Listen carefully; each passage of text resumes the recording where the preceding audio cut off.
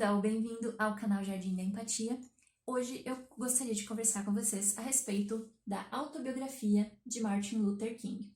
Um livro muito interessante que com certeza vale a pena ser lido. Eu comecei a ler ele fazia alguns meses e já faz um tempinho que eu terminei e que estava na minha lista para fazer esse vídeo.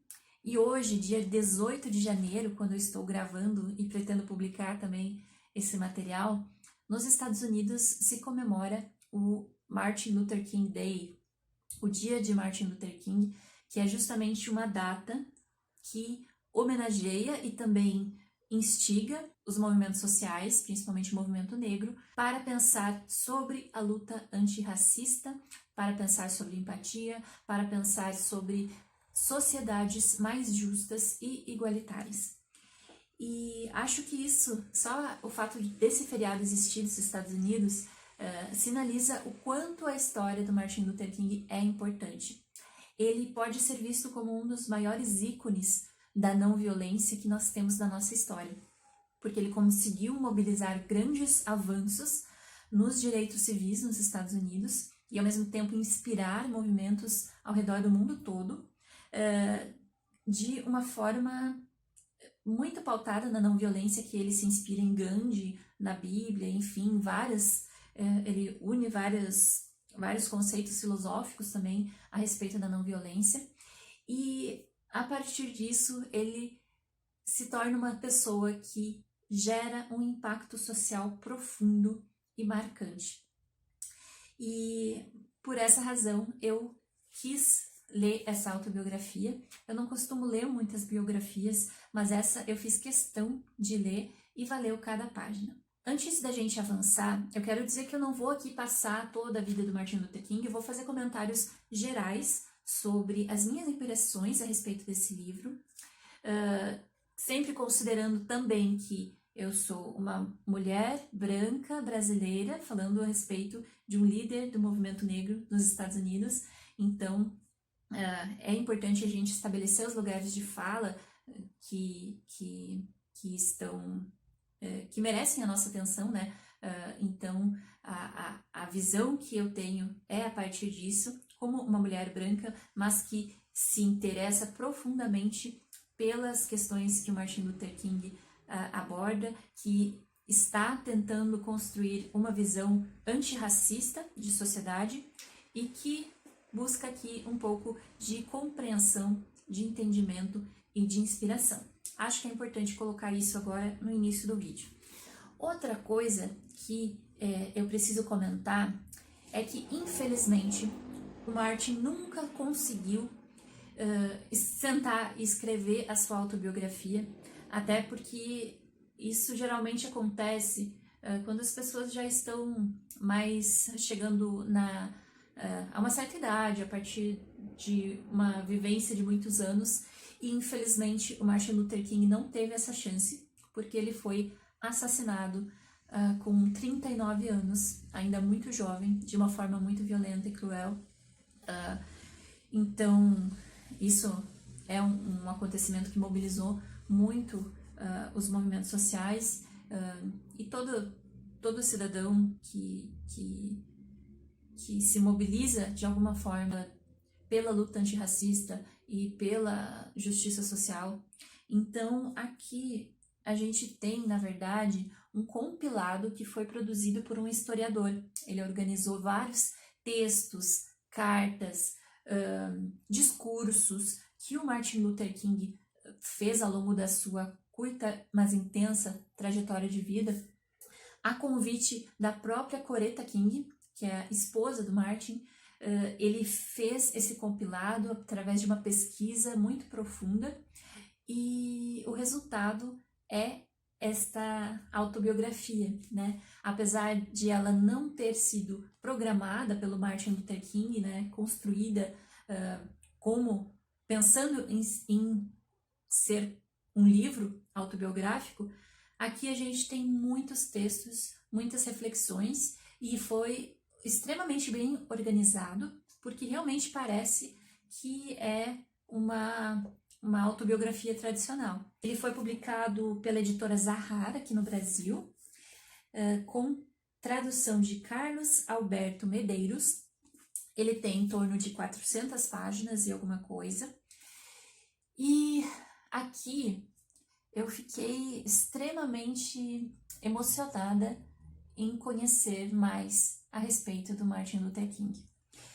E para quem ainda não sabe muito a respeito dele, como que a gente pode resumir, né? Então, o Martin Luther King foi um pastor cristão que veio de uma família também religiosa. O seu pai também era pastor, e ao longo da sua trajetória, ele sempre se questionou muito a respeito da segregação nos Estados Unidos. Ele nasceu em 1929, no auge da Grande Depressão, um momento extremamente turbulento na economia e na sociedade norte-americana, e cresceu vendo os impactos do racismo na sua comunidade, na sua família e na sua própria pele também. Ele passou por episódios que foram bastante marcantes, e aqui ele traz muito dos seus questionamentos iniciais a respeito de como conciliar a sua fé cristã, que é uma fé pautada em não violência, apesar de algumas pessoas dizerem o contrário. Aqui a gente tem muitos argumentos que mostram que a fé cristã se pauta numa visão de não violência, e, enfim, a própria Bíblia já é um atestado disso, só que algumas pessoas não passam por esses trechos, né? Então ele sempre tinha esse dilema, né, de conciliar a sua fé com a raiva e a indignação que ele sentia diante do racismo, da segregação e da humilhação que eram propagadas por pessoas brancas, talvez não todas, mas em si a sociedade branca e racista do sul dos Estados Unidos, que era bastante dura e que causava danos severos às pessoas de cor, como eram chamadas na época. E aqui, o que a gente vê é como o Martin Luther King vai trabalhando esse dilema e vai se aproximando da filosofia da não violência, como ele vai se inspirando pelo trabalho do Gandhi, na Índia, que conseguiu conduzir a libertação do seu país de um sistema altamente opressor, imperialista. Até bem interessante que em certo momento o Martin Luther King viajou para a Índia e alguém fala que apresenta ele como alguém que defendia os intocáveis dos Estados Unidos, e que isso traz uma reflexão para ele, porque visto de fora as pessoas olham para a Índia e o sistema de castas e pensam que é uma coisa muito primitiva, que é uma coisa muito violenta, um sistema em que você não tem mobilidade social, em que você tem pessoas extremamente ricas e outras extremamente miseráveis. Só que em outros países isso também acontece, na maioria dos países isso também acontece, e no caso dos Estados Unidos isso estava ainda mais próximo desse sistema rígido, em que os negros eram basicamente intocáveis também. Eles não tinham possibilidade de frequentar um restaurante que fosse destinado ao público branco, eles não podiam ser atendidos nos mesmos restaurantes, não podiam sentar na frente do ônibus, tinham que ficar ocupando a traseira, e se lotasse tinham que dar o direito a um branco se sentar. Eles não tinham acesso a boas universidades, não tinham acesso a boas escolas, a bons empregos. Então era um sistema extremamente racista e cruel, e que ainda está em desconstrução, e a gente ainda tem uma caminhada longa para desconstruir isso, tanto no Brasil quanto nos Estados Unidos, né? Tá aí o Black Lives Matter até hoje, reivindicando essas transformações. E, enfim, ao longo da sua trajetória enquanto pastor, o Martin Luther King tem uma visão muito integral do que é ser um pastor, do que é prestar um serviço à comunidade, que não é simplesmente abrir uma igreja, pregar e agregar fiéis, mas sim defender aquela comunidade, promover justiça social. Ele era extremamente preocupado com a questão da pobreza. Ele conseguia visualizar o quanto o problema da desigualdade social estava atrelado também à questão do racismo, como a desigualdade precisava ser combatida, a questão dos pobres, que também é um elemento muito vivo na religião cristã, de se promover a justiça social, se promover a caridade, se promover a empatia com os mais frágeis, com os mais pobres, mas não apenas isso. Também aqui ele traz como a fé cristã também precisa ter um compromisso com a mudança dessas situações de violência, de exploração, de dominação, e como ele via a sua função enquanto pastor muito ligada a essa luta. Outro ponto que chama muito a atenção é o quanto Martin Luther King valorizava o coletivo.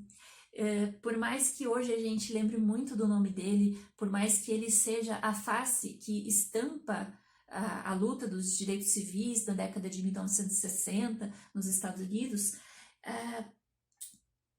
o que o Martin Luther King traz aqui também é que sem o coletivo, sem a comunidade, sem outras pessoas que estiveram com ele lado a lado, a sua esposa também, os seus filhos, sem isso ele não conseguiria.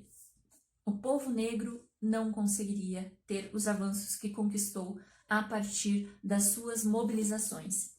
Então, aqui fica muito claro o quanto a gente precisa rever também esse conceito de esperar salvadores, esperar esses ícones que, na verdade, se constroem também a partir dessa coletividade, desse trabalho em conjunto.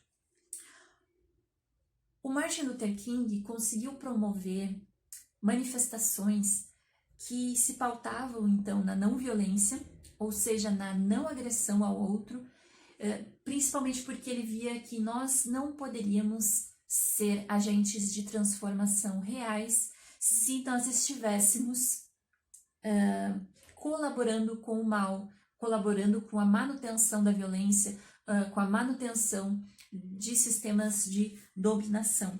Então é muito interessante ver o quanto ele conseguiu diariamente trabalhar o seu dilema, a sua raiva, a sua indignação e transformar em ações efetivas que mostrassem realmente qual a necessidade que o povo negro tinha naquele momento, o que era justiça, o que era justo ser feito naquele momento e como é possível, sim, se resistir de uma forma não violenta, desde que você tenha articulação, diálogo, persistência. Muitos protestos que ele conduziu, a persistência foi fundamental.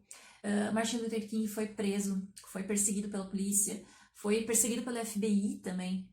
Depois isso foi a público, que ele era visto como um sujeito subversivo pela sociedade tradicional e pelo próprio governo dos Estados Unidos, alguém que estava ali causando problemas e tirando as pessoas da zona de conforto, que era, na verdade, um conforto para poucos, porque era um conforto que se baseia na opressão de outros grupos sociais. Outra coisa que eu quero chamar atenção nessa biografia, que eu achei muito tocante, é que quando a gente vê a foto do Martin Luther King, quando a gente vê um discurso dele, parece que ele tem uma autoconfiança, parece que ele está seguro, parece que ele está empoderado, e realmente ele está empoderado, e realmente ele fala com o coração, ele tem uma certeza convicta de que ele está fazendo a coisa certa, de que ele está do lado das pessoas humildes, de que ele está do lado da população negra. Mas aqui no livro também a gente vê nos textos que ele era humano, extremamente humano, e isso incluía vulnerabilidade, incluía medo, momentos em que ele teve medo, momentos em que ele teve pavor, momentos em que ele teve insegurança. Ele traz muito o papel da fé como um alicerce para que ele seguisse em frente. E é muito bonito ver esse lado também da fé do Martin Luther King. Mesmo que você não seja cristão, mesmo que você tenha outra forma de espiritualidade, ou mesmo que você seja ateu, é interessante sim ler e observar esse lado, porque é bonito assim a forma como ele se fortalece a partir dessa fé. Mas não apenas isso, ele também se fortalece com o grupo, ele se fortalece ao ver a necessidade da população oprimida, ele se fortalece diariamente a partir da própria luta que ele conduz, uma luta que não foi nada fácil, que continua sendo muito difícil. E aí, no papel de uma mulher branca também, eu quero destacar que ele também traz a importância de cidadãos brancos também se engajarem na luta antirracista. Por mais que aqui eu acho que ele nem usa esse termo antirracista, eu acho que é uma coisa que tá em voga mais agora, apesar de que eu acho que tem pesquisadores que antes usaram isso, não foi inventado agora, né? Mas enfim, a gente está mais acostumado a falar agora em antirracismo. Ele vai mostrando como é importante que os brancos também se engajem nessa luta, que também estejam apoiando, que também fortaleçam esse lado da justiça, do bem, da igualdade e de tantos outros valores que nós queremos ver na nossa sociedade. Então, eu me senti muito tocada e inspirada nesse chamado que ele vai fazendo ao longo dos textos. Acho que é isso. Vou ler apenas um trecho aqui para finalizar.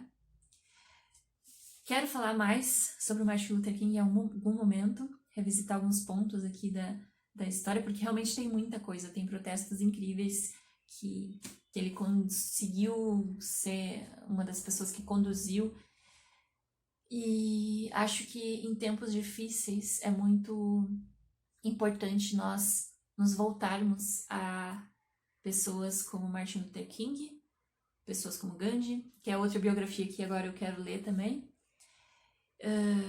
Enfim, vale a pena conhecer.